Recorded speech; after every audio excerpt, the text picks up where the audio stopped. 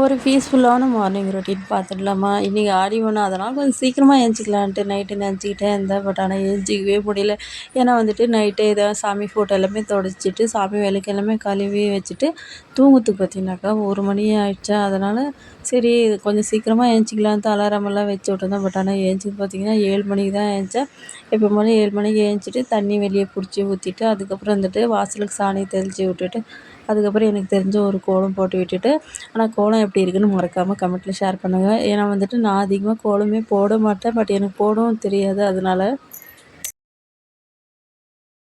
அப்புறம் செடியில் பூ இருந்துச்சு, அரளிப்பூ. அது பறிச்சுட்டு வந்து அப்படியே சாமிக்கு வச்சு விட்டு, அவர் வேறு வேலைக்கு போகிறதுக்கு லேட் ஆகுது, தோசை ஊற்று அப்படின்னு சொன்னாரா, சரின்ட்டு தோசை ஊற்றி கொடுத்துட்டு, சாம்பார் கொஞ்சம் இருந்தது, அதை தான் சூட் பண்ணி கொடுத்தேன். ஏன்னா சட்னி சட்னி செஞ்சாக்கா யாரும் சாப்பிட மாட்டாங்க. எனக்குமே சட்னி பிடிக்க மாட்டேங்குது, சாம்பார் தான் பிடிக்குது. அதனால் வந்துட்டு சாம்பார் எதுவும் செய்யலை.